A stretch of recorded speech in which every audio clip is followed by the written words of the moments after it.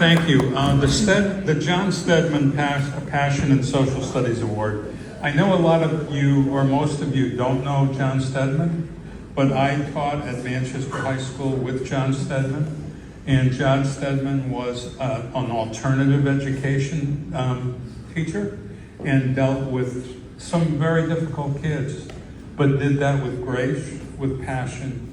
And so this award is a little different than other awards. In this award, it's given by students. That what we've done is send out applications to all the schools, and students in different classes wrote essays about their teacher. We accumulated the essays. We got from a number of schools, a number of teachers. And it was easy to pick this, our winner.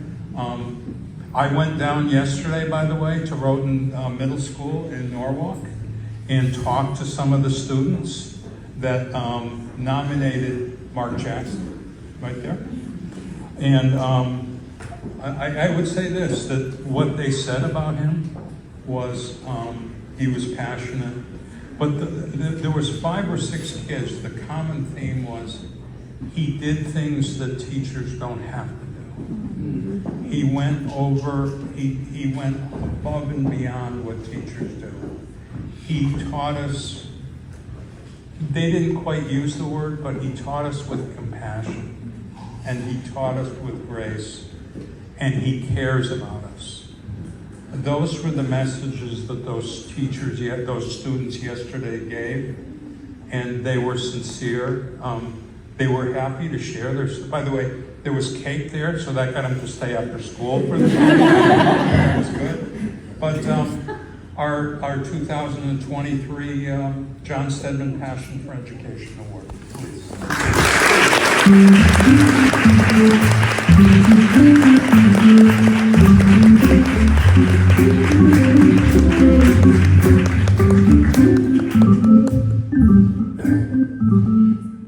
Thank you very much from everybody for inviting me up for this award. When I saw this award, I was kind of like, I'll just throw it out to the kids and see what they say, because you just never know what they're going to say. I'm kind of going to piggyback on what Tony said, going back to what drove us to be a teacher. Back when I was graduating from high school, I had no idea what I wanted to do. And I was the type of kid that was always bored with school. And because for me, with social studies teachers, it was a worksheet every day. And that was it. And I was constantly bored. I was like, my mother's like, well, what do you want to do? I'm like, I have no idea. And she's like, well, you're good with history. I'm like, yeah. You're good with kids. I'm like, yeah.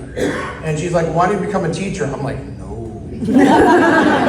No. I'm like, Mom, what are you, nuts? And she's like, well, it's either that or you pay for college. Okay, teacher, it is. So, here it is, 14 years later. I've been an educator in Norwalk. I was born and raised in Norwalk, and that's part of the beauty, teaching in the same community you grew up in. And over the years, I've developed a passion for local history. And far too often, I would drive by these monuments, and I had no clue what they were for. And one of my fellow colleagues that wrote in, he started doing these weird scavenger hunts. I'm like, all right, what is this? So I got into it with him. I looked at the different monuments. We sent kids all around the city to go look and analyze various monuments. And that just started my interest in really diving into history more. Now, I'm the type of person that doesn't like to sit back and just do things normally. I dress up in costumes. I try to make things engaging. We were studying the California Gold Rush about a week ago. So I brought in some gold and pans, and I had my kids panning for gold. Yes, I spent some money on Amazon to get some gold pans and fake gold, but the kids had fun doing it. So that's just the type of things that I do. When people say you're enthusiastic and compassionate, I don't notice that I'm doing these things. It's just second nature to me. So when you're passionate about things, it's not work, it's fun. And for me, every day going in, interacting with the kids, whether for myself, I'm a grade level leader for the entire 8th grade. I plan all the field trips. I plan the graduation. That's just second nature for me. I'm a wrestling coach. I'm a floor hockey coach. I'm the student council liaison.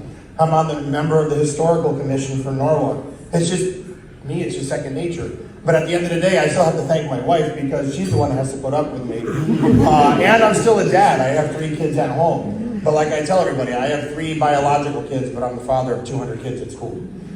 So for me, it's just second nature. I don't consider it passion. It's just who I am.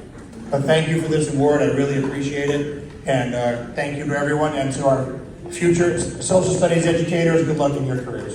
Thank you.